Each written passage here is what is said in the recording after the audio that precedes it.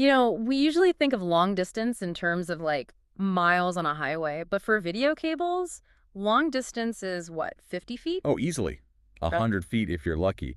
If you're pushing uncompressed HD over a standard copper cable, uh, physics just isn't on your side. Right. You get sparkles, glitches, and then nothing. And then just a black screen. Yeah, it's pure signal degradation. Exactly.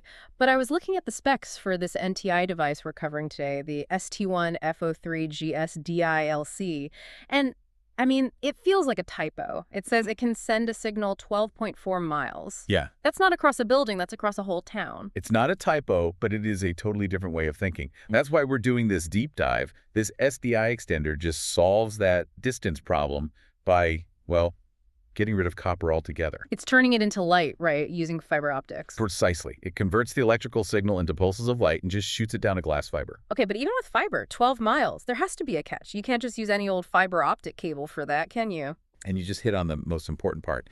The magic isn't only in the device. It's really in the cable you choose. Okay. To get that huge range, that 20 kilometers, you have to use what's called single-mode 9-micron fiber.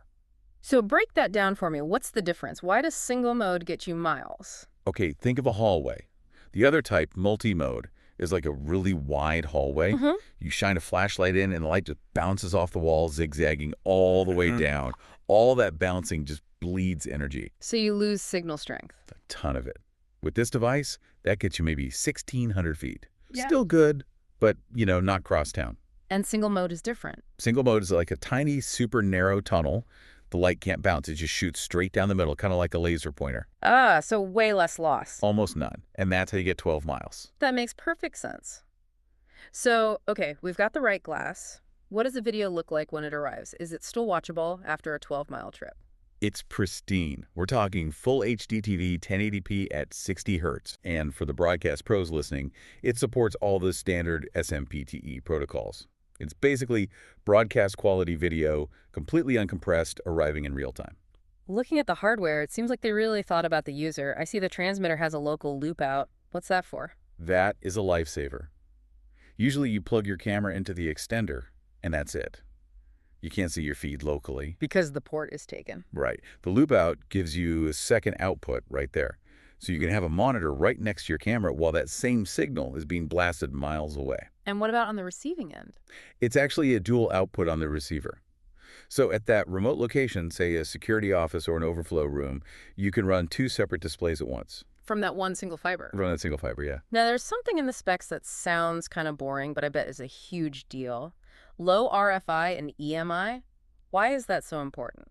Because electrical noise is the absolute enemy of copper-based video. Right. If you run a regular video cable near a big generator at a concert or through a factory floor, the magnetic fields create interference.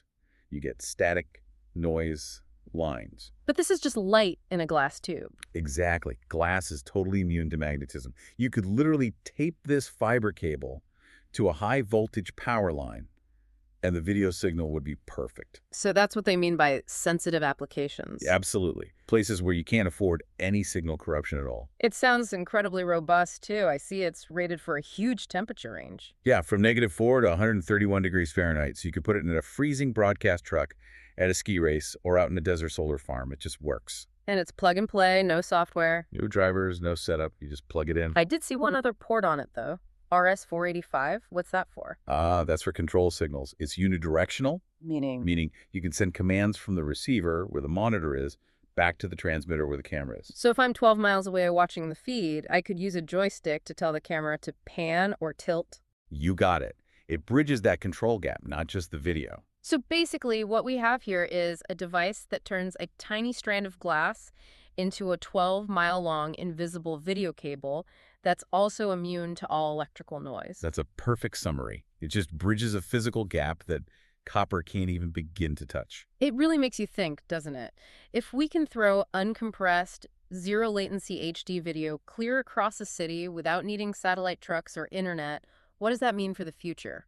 Are we looking at live events where the studio and the stage are in completely different zip codes? It certainly removes the leash. When distance isn't a barrier anymore, the whole map becomes your studio.